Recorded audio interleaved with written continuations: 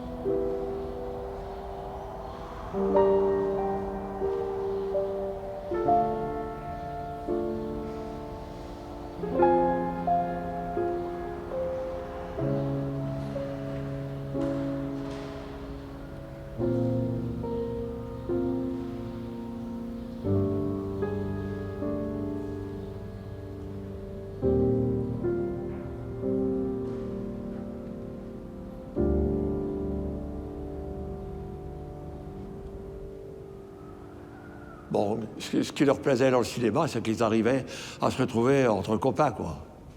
Parce que c'était pas des films du dernier cri, hein, qu'on passait, hein. Alors bon, ils auraient mieux aimé qu'on leur passe des films de braquage et tout, que ceci, cela, ça aurait fait de la formation continue pour eux. Mais bon, non. C'était jamais complet, hein, ils se marchaient pas dessus, hein. Enfin, il y en avait quand même des fois 80, 120. Bon, de temps en temps, on en trouvait un qui avait pris un coup de couteau, quand même, hein.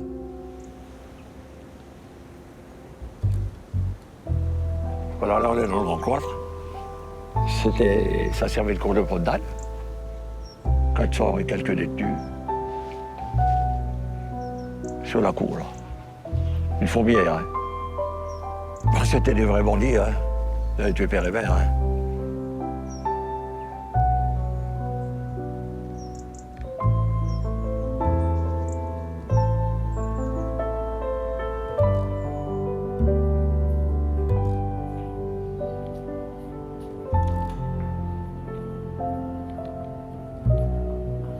À 17h30, il rentrait, il mangeait. 18h30, cage à poule, couché. Dans les cages à poules, il n'avait rien le droit d'emmener. Pas un livre, pas de tabac, rien. Il y avait une tinette qui empêchait. Il n'y avait pas de chauffage. Il y en a comme 5 couvertures, hein. S'il avait soif la nuit, il ne pouvait pas boire. Le brelot qu'il avait rentré la veille dans sa cage à poules. Elle était comme ça, comme des cailloux, hein. C'était horrible. À mon avis, à 20 ans, vous demanderiez à tous les membres du personnel, il y en a qui vous diraient, bon, c'est bien fait pour leur gueule, et puis c'est tout. Mais bon, moi, ce que je me disais toujours, c'est que un jour ou l'autre, il faudra qu'on les mette dehors, ces gars-là. S'ils ont tellement bavé dans la prison, quand ils vont sortir, ils vont être comme des lions. Ils vont en vouloir à toute la société et la terre entière. Puis nous, on n'avait rien le droit de dire, hein, nous. Si on avait encore été voir le surveillant-chef pour dire c'est inhumain, les cages à poules, ben là, il s'y retrouve au brancard, hein.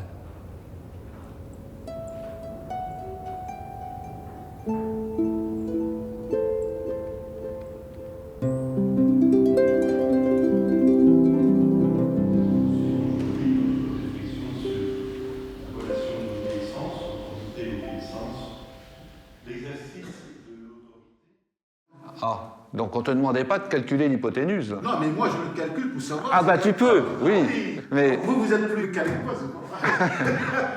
non, en fait, si tu veux, la question te demande est-ce que le triangle est rectangle. Après, tu descends. Difficile à la place de directeur.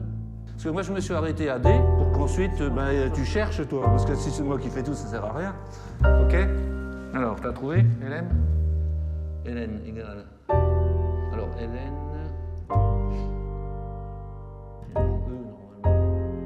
Le E, c'est toujours celui qui est dans le.